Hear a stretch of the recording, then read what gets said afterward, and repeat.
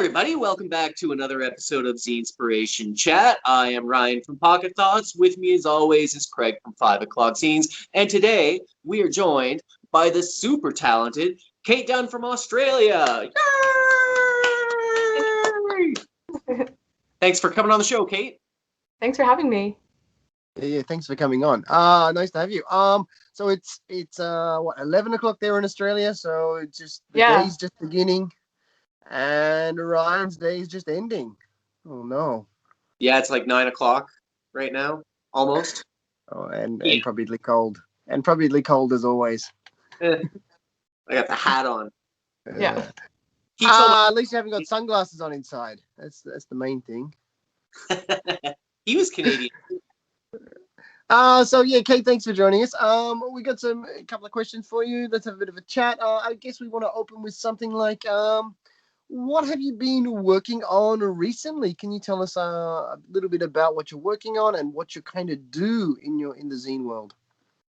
Yeah, so I guess recently I've just been making zines as I think of ideas. So in late 2020 finished my Zine Every Day for a Year project. So I've kind of been taking it easy since then because it was pretty taxing making something every day. So I think focusing more on spending a few days researching things like quality over quantity, if you will. So recently I was really happy with I did a Blue Mountains panther zine. So it's like, I feel like there's other countries have this as well, but like in the bush in Australia, there's people have seen panthers, they're saying. So kind of investigating that and looking into different theories as to what it could be, that sort of thing. So I guess like deep dive into urban legends and looking through like council documents about the government investigating these panther sightings and all that kind of weird, fascinating stuff is, I feel like, what I really like getting stuck into, I think.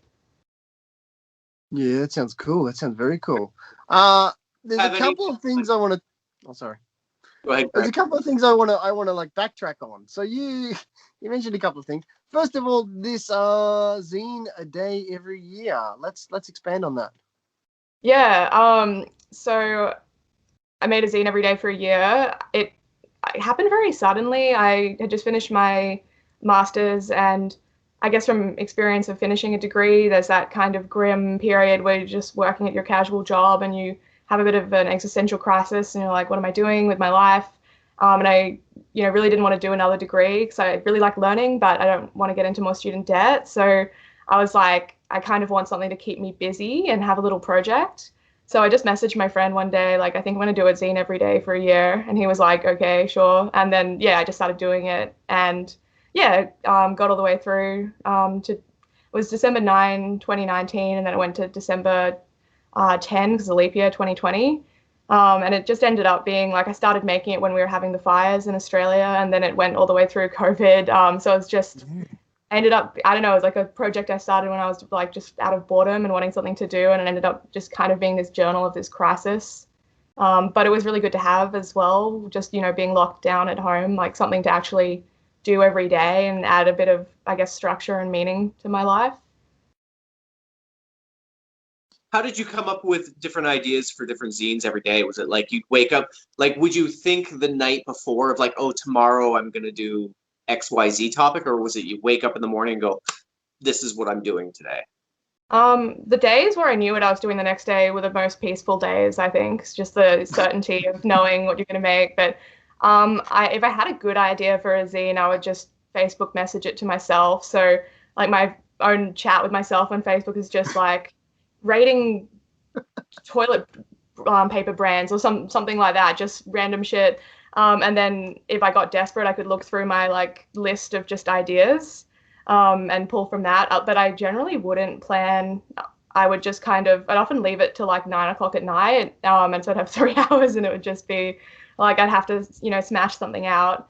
But it was, I think, challenging in a fun way because it didn't have to be good. So there were some really like shitty ones that came out of it, but then they were really fun. Like I think one of the worst ideas was like reviewing expired condiments from my fridge. Like that's like a real like lockdown kind of like I have very little to draw from here, and I'm pressed for time kind of idea. But Mostly I didn't know what I was going to be doing until I'd just have to, yeah, pull something out of my ass and do it, pretty much.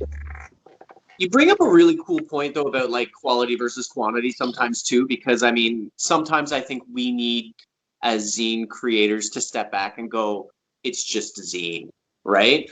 And Uh, because I know myself, I can be very meticulous about little details that I put into zines and like, oh, I wonder if the reader's going to pick up on this, and nobody ever picks up on it, and it's just my own mm, story. But like, I had just sent Craig a zine through the mail, and I did it in literally 10 minutes, and it's stick people. And man, did I have such a good time just making that.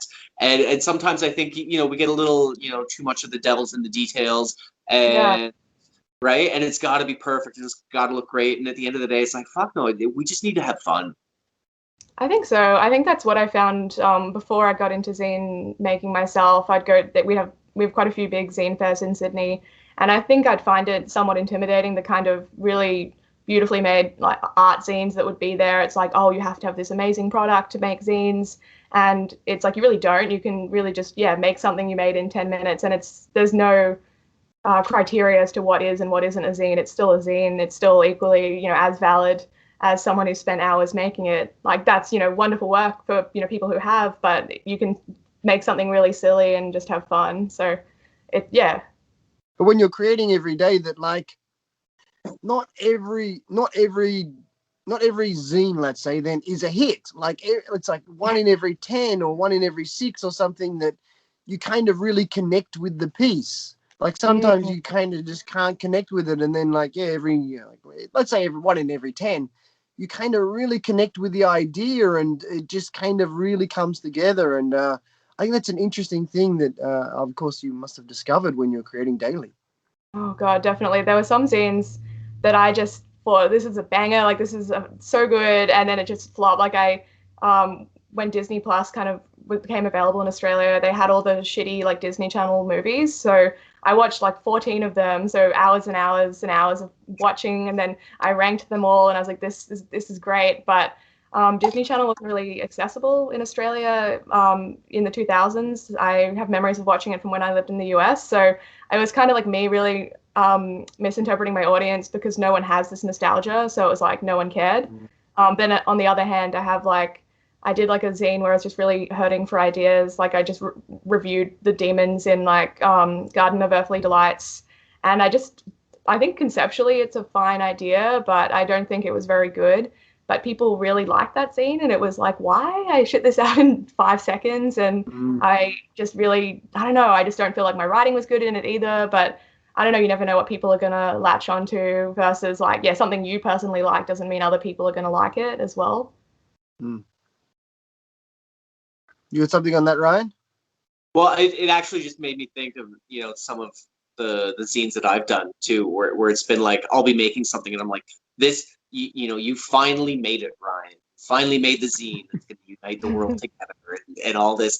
And then no one cares. And no one cares at all. And then like my phone will go cha-ching, cha-ching, cha-ching. And it's like, why are they buying the Holy Punch Buggy Bible? Like, I just threw this piece of shit together. Yeah. Yeah, literally. So, of the 365 zine project, which would you say was your favorite one that you made? But also, which is the one that kind of surprised you by how much you enjoyed it when you were done? My favorite one I have here. Um, I don't know. I feel like this one, I guess for context, I don't know, not doing well in like COVID and lockdown. Like, my dad lives in the US, so I was very worried about him. The industry I wanted to find work in collapsed, etc. So, that's sort of the vibe. And I guess like going back to comforting media as a way of coping, I watched the Twilight Saga 3 times, which, not super proud of, but it happened. And I just remember I was in the shower and I was thinking, which Twilight character would be most likely to eat ass. So I messaged my friend about it. And I was like, do you want to do a zine where we rank Twilight characters on how likely they are to eat ass? And she was like, yeah, sure, fuck it. And we were just messaging each other over like Instagram DM, like, okay, like, would Edward Cullen eat ass, yes or no?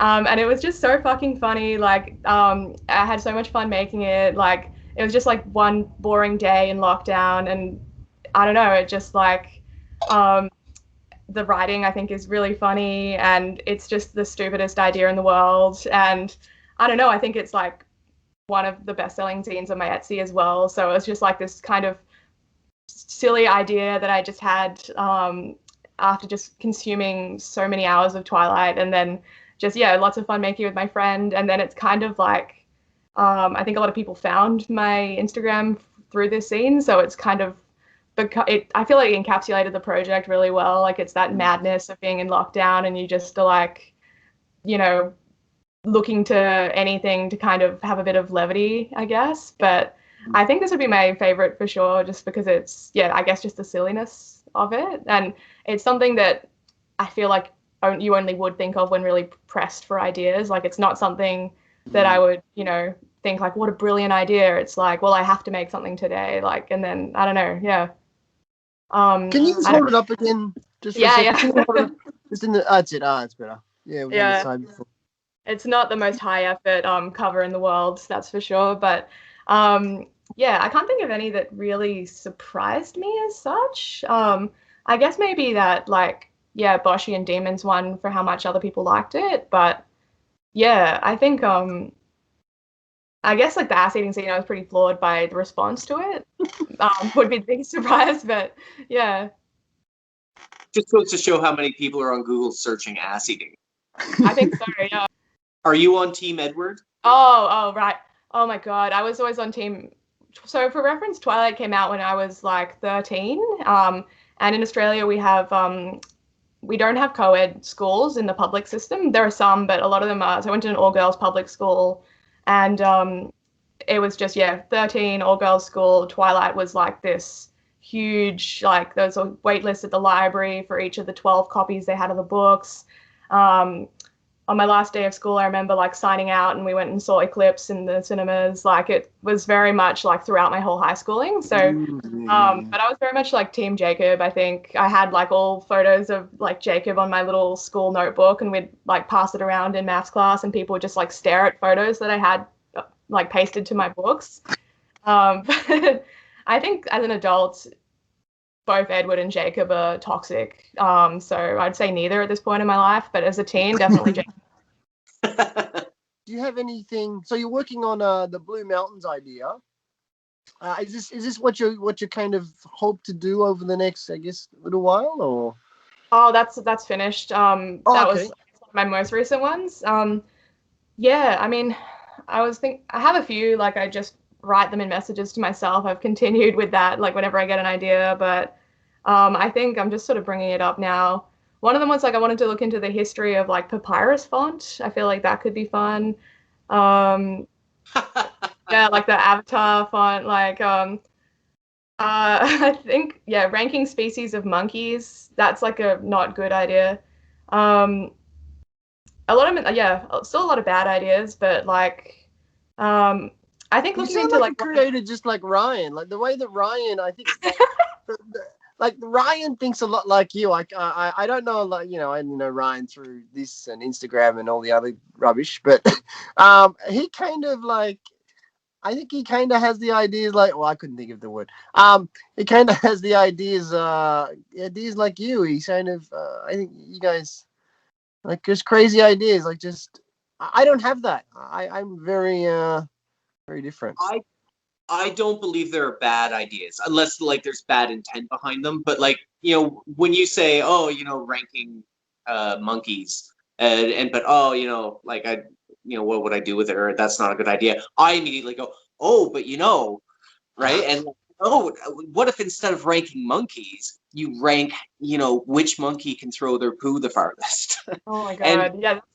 And then it just snowballs and gets bigger and bigger and bigger, right? Like, what do you do from and I often say to Craig, I'm like, I just sometimes take two ideas that don't belong together and just, stick two things together and see what happens. And a lot of comedy comes from that. Yeah, I think so. You could even get mathematical with like the, how would they throw the poo, like the angle of it and the velocity that they'd get. Like, could a capuchin throw as far as like a mandrill? It's coming together now, the monkey like poop flinging zine. But then you've got to go by like the weight and the density of the poop, and Yeah. like different monkeys have different, types of poop, and that going to affect. You could almost have like a monkey They poop probably Olympics. do. Yeah. So many so many factors to consider. And then the environments in which they live, like, if it's in the snow monkeys, it's, cold weather versus like the humidity of forest monkeys or something. Yeah. A frozen poo? Would a frozen poo fly further? I think it would. It'd be compact. It'd be like kind of like curling almost, right? Like, but Yeah, well, you get better against the wind resistance, right? Velocity. yeah. You guys are crazy. So how did you get into zines? How did you discover? I think just really lucky being in Sydney. We don't have any like physical distros here, but we have some quite big zine fairs. So we have the Museum of Contemporary Art does a huge zine fair, and there's also Otherworld Zine Fair, which was made in protest of the MCA Zine Fair because one of their sponsors was making, I think, material that was being used on like asylum seekers who we keep in indefinite detention, so like human rights abuses. So, but then they made a protest zine fair, and then the MCA one dropped their sponsor, so then it just ended up being two really big zine fairs, which is really good. So I think just going out in the city doing stuff, going to zine fairs and kind of walking around and thinking, oh, this is really cool, but I could never do this, because beautiful art zines and what have you. And then I don't know, I just started making them, and I think I would just make them. I was making them a bit more frequently, and then I went to art school and I had to actually do like homework and all that. So I kind of the rate in which I was making them slowed down. And then I think that was also what made me want to do them every day for a year, because I, just finishing up at school, I was like, I kind of want to get back into zines now that I don't have to, write an essay or do an artwork for this show. Or so I think just kind of the opportunity of having all these huge zine fairs around me, I think it was pretty organic finding out about it. So you were making a lot of zines and you were kind of like just coming up with ideas and then kind of just spitballing before and stuff. So what kind of, so you've showed us one type of zine. I kind of got two more questions. So like what kind of zines do you like, and then how do you also make them? So the one that you showed, it was like obviously done on a computer and kind of just done the layout. Is that how you typically make them? And like what kind of zines are you mainly like love or interested in? I make everything. I make exclusively mini zines, literally just because one day I'll figure it out, but just printing A4 double-sided, like folded over, I still haven't got there. I've tried really hard, and that's the only reason why. I mean, it's also like an easy, like there's a little mini zine templates you can use. So I just go on Canva and I just like put the template on, and then I just make each page, then like delete the template and print. So it's a pretty easy routine for me. But I think for me, the zines that I really like are the most obscure, weird zines possible. Like I'm trying to think of, there was one zine I really liked. It was like a deep dive into this like gay Turkish ET movie from like the 80s, and it was like, I have never heard of that. That's amazing. Like just anything as niche as possible that I haven't heard of. I want, because that's the joy of zines, right? It's like you don't have to have a publisher. No one, you can just put this information out in the world. So it's like I really want to see those weird zines about stuff I haven't heard about, and I guess that's what I try and make. It's like if there's a zine I think of that should be made, then I can make it, which is I think a lot of the joy of zine making. It's you can the zine you wish to see in the world, you can just put out there. But I think that's what I really look for walking around like zine fairs. Just like I mean, I really like pop culture ones as well, but just anything really weird or really niche is always what I want to buy as well. I was hoping you would regale us with the epic tale of your battle with Monster energy drink, because Yeah.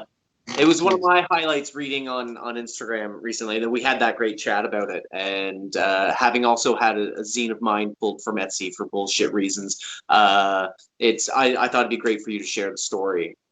Yeah, totally. I have the original here, because I thought this might come up, but it's one of the few zines I've ever like drawn digitally, which I think made it more of a sore point for me is yeah, more energy drink fanzine, and then I've got a little drawing of Monster, actually, and then I have a little drawing of V, which I just happen to have, but it's like an Australian New Zealand, I think, energy drink. But I just kind of review each energy drink, and I had a little drawing as well. And I had it on Etsy for maybe like a year. So it's like a $3 little zine. And yeah, I just go on my email one day and I get a message from Etsy Legal saying that I've gotten a complaint from Monster Energy and they've pulled the zine. And I think it was just, yeah, it's, I would consider this fair use because it does have the brand name and the logo, but it's kind of drawn in my like little shitty, like naive style. Like it's not really, and then I'm kind of favorably reviewing Monster as well. So it's like, how is this, yeah, I mean, I guess to an extent, it like you could argue it's profiting off the brand, but it's also not even about Monster itself. It's just energy drink reviews. So that in itself is transformative, I would say. So basically, they gave me the email of the person at this kind of PR company or whatever. So I emailed them saying, I think this is fair use. I would really appreciate you reviewing this. And yeah, then it kind of sent an auto response to their website where you fill in a form, which I did. And I don't know, it's just really frustrating because I sent a follow-up email as well, still never got a response. And I think you'd essentially have to like legal up yourself and, put steps in motion that way. But I think it's just frustrating because it's like you just know that it's someone, searching hashtags on Etsy and then, slapping cease and desist on like whatever they can find. And I don't think there's any much actual critical reviewing going on there. And I think it's like they know that people selling on Etsy most likely don't have the resources to, argue in court that it is fair use, and that they do use that to their advantage. Like I think if it was a big company, they would actually give you the time. If I was a big company, they'd give me the time of day reading my email. But yeah, I think it's just it's very shit how they treat small creators. I think especially at Etsy itself, like these brands, like very shitty going through like the hashtags and what have you. But I think Etsy doesn't give you a lot of like recourse to make your case either. It's just Etsy Legal will err on the side of caution for them and take it down. But I have a lot of issues, I guess, with Etsy's fee structure as well. Like they'll charge you 20 cents every listing every 3 months. And when you're selling a zine for like $2, that does add up. And they have a postage fee, and it's like, why do you charge me a fee when I'm the one walking to the post office? Like it's, I guess, which is their business model in that they provide a platform, but they take, a bit from, but they have like small little fees that they charge in different currencies to make it most favorable for them. And it's just not very transparent. But yeah, I think they could just be doing a whole lot more for creators, especially considering they're just essentially profiting off creators themselves. So if they had, more legal support or anything more than what they currently have, it would be a lot better. But I think I don't know, Etsy's kind of a bit of I was strongly considering deleting it shortly after I made it, but my friend was saying it's more about getting your name out there because of the internet. Like people will browse Etsy in ways that they won't browse like big cartel, for example.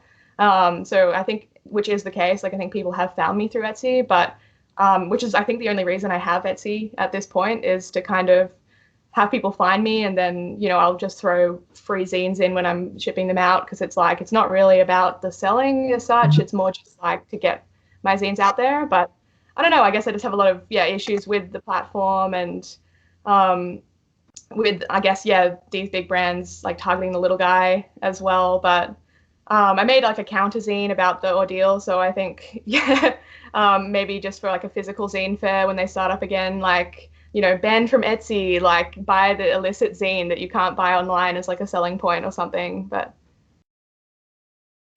you should see if Monster will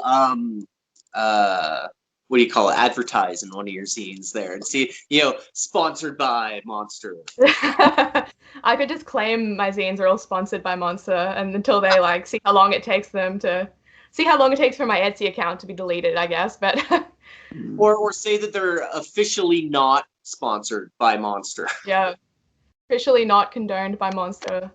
Yeah, that would probably help you more, like the parental advisory sticker on Yeah. 90s.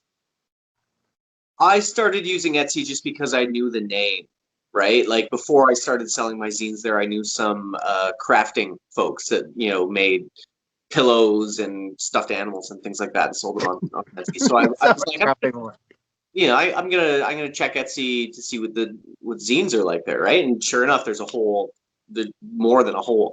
So I started using there just because of the name recognition. Yeah. You could be like, oh, look for me on Etsy, or I've got an Etsy shop and people know what that is. Whereas when someone was like, oh yeah, you can get my zines on Big Cartel, it was like, the fuck now, what? Yeah. Am I going to give them my credit card number? I don't know that place. But like there's certain algorithms and stuff you can work around, and you can the fees aren't great, like, as like I'm not a big fan of the fees, but I just kind of work that into the cost of my zines, so I don't have to pay for them. But I've had mostly good experience with Etsy. Like I had one zine pulled and banned because same sort of thing as I think somebody was searching hashtags or keywords, and I got an email from Etsy saying that my zine violated, I forget the technical term, but it was I was promoting hate and violence against a group or group of people, and the whole zine was drawings of Trump and Hitler and the KKK on fire. So I don't know whose side is on whose side, but I'm pretty sure I was on the right side. Yeah. So what do you think then, Kate? This is my big question I always ask. What do you think is the future of zines? Well, I think zines will always continue. I remember I saw, I think it was one of those blogs, it was like ID or something. It was like teenagers on TikTok are rescuing a dying art form like zines. And I was like, I don't think zines ever died. Like I think it's interesting because I guess like for me, I think the internet's really good for zines to get more people into it. Like it is really good that it's got this community facet of it. Like, I feel like most of my friends I've met through zines in some way, but I think for me, I think the future of zines would be like, I guess just more of an open global community, I would say. I don't think zine making is going to change as such because I think people always just continue to make them, but I'd like to see it be more accessible because I think people can get quite intimidated by zines, and it kind of saddens me. I don't know, like it's good to have the information out there, and it's not like it's, I guess, less of a barrier. People are, more anxious. Maybe they don't have to go up to someone physically and say like, oh, what are you making? Like, what's a zine? It's they can just look it up online, that sort of thing. So I guess it's, less barriers to access. The more people making zines, the better, really. Like I think that's the beauty of it. It's not really elitist in any way. Like it's just kind of like what each person brings to the table. And then if you don't, like people's zines, you don't have to read them. It's, just, I guess, I think just compared to like, I have an art degree, trying to sort of make it, if you will, in the art world, even though that's like it's kind of a rigged game. But I think that's what's so refreshing about zines is that there's not that like we're all vying for the same grants and the same exhibitions or like paying a gallery for the privilege of even having my art there. It's like, zines it's very cheap. You're not competing for like places in some race or anything like that. It's just the joy of making, I think. There can be fun, I think, though. Like who's to say that I'm not going to make a monkey poo throwing zine before you do? Well, I think you should. I'd give my blessing. We'll collaborate. Yeah, I think so. I think it's got to happen. I'd like to see some diagrams, like with the angle. Like I'm just imagining this monkey arm going back, and it's like got the full like 30 degrees or something. But I don't know. I think for me, like I've had a few people like with like ranking zines or what have you say like, oh, I disagree with this. And I always say like, well, make a counter zine. I would love to see that. I want to see an inflammatory zine against one of my zines. But I don't know. I feel like it's, yeah. I guess just maybe for how I work, I have so many zines that I've made and I'm always making more, and that it's the stakes feel quite low. Like it's like, oh, well, I can just make another zine. Like that's fine. You know, I'm not married to that idea. Like, I guess it's, yeah, quite loose with it. But you're right, though. I think, yeah, I can imagine for other people, if it's like some idea they've been thinking of, it might be upsetting to if someone, you know, comes out with the same idea. But I think that also happens a lot. Like I have had ideas or made something and I see someone else has made the same thing. And it's like, well, I highly doubt you came across my web presence. I think we just thought of the same thing. Like I think that happens as well. Mm. Yeah, Yeah, that no, can. I know what you're saying. Like I was Googling last night or the day before, and some other random person had just a random one-off zine called Pocket Thoughts. And what am I going to do? Send them this fucking cease and desist order? Like, no. Yeah, yeah.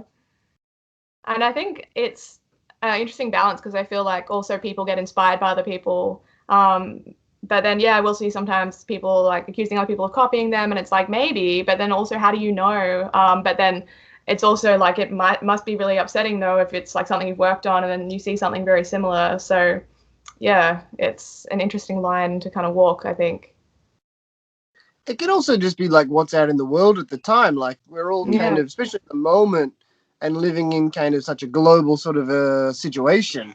It can just be like just the like that's what's sort of happening in the world at the moment, and it can inspire a few different people to do similar things or like create yeah, similar art by feeling the same kind of pressures that everyone else is feeling. And but also, I want to go back to something you said about how like people bringing something to the table, and then when you were talking about your zines, you said like how you don't know how to do yeah, two sided sort of imagery, yeah, um, which is really cool because I think that's the thing about zines is you kind of everyone has different limitations. Like I'm not very good on actually I don't really have a laptop or anything. I use a tablet, but yeah, I can't really do anything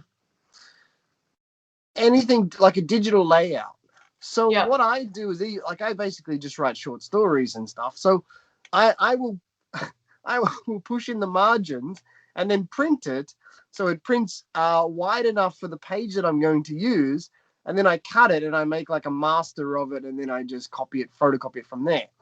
So I yeah. think the one really cool thing about zines is you end up making art within your limitations, which gives you the style. So I kind of wouldn't be too bothered about not being able to do the double-sided stuff No, yet. I think it's yeah, I think it's also just become a routine, I think, in a way. Like I feel like you probably would feel the same way with how you make zines. It's like, Yeah. oh, like well, it's kind of almost easier to make stuff when you don't have to think about the way in which you're making it. Mm. You're just like this is the format and then I'll work within that, I think. Yeah. Yeah. Names are fine. What? So I haven't lived in Australia for a long time. So what's like the zine world like there now? Like, what's the community like there? How? I think yeah, really good. Like I think Melbourne is probably where most of the big zine stuff happens, I Mm. think. I went to a Festival of the Photocopier early 2020, just, you know, before COVID. And that was just really cool, like in being in just such a huge like yeah, I was in like the meat market, which is I guess literally was a meat market back in the day, huge warehouse thing and just like hundreds and hundreds of stalls. I think in Sydney it's yeah, um quite big as well. I think it's interesting because they're almost like zine celebrities. Like, you know, my friend and I were joking about seeing, you know, one of them and you like go up to their table and, you know, buy a zine. You're like, oh my God, I'm so sorry for like bothering you with my presence, but like, can I give you money? Like it's, yeah, there are a few people like that that are just super well known. But I think, yeah, like I feel like I really miss zine fairs in real life because they're so boring, like just sitting there waiting for people to like come, and you also don't want to frighten people trying to look at your zines, you know, being like hello. So I just talk to people next to me at their stalls, and I feel like that was yeah, I feel like the community is kind of built in that way, because you're just kind of like, hey, like I've been sitting here for 6 hours. Can I like read your zine? You can read one of mine. You can have one of mine. Like, can I have, like it's kind of organic like that, I think. Cool. Yeah. Very cool. Yeah. All right, that's that. Thank you so much, and for everyone watching this, all probably three of you, Kate's information is down below in the show notes so that you can go and buy her zines. Give her your money. She was making a zine a day. If you bought every single one of the zines that she made every day, she could buy a house. That's it. Yeah, thank you very much for coming on today. I really enjoyed the chat, and thanks as always, Ryan. Thank you for watching, if you're watching, and until next time. Bye. Bye. Having me.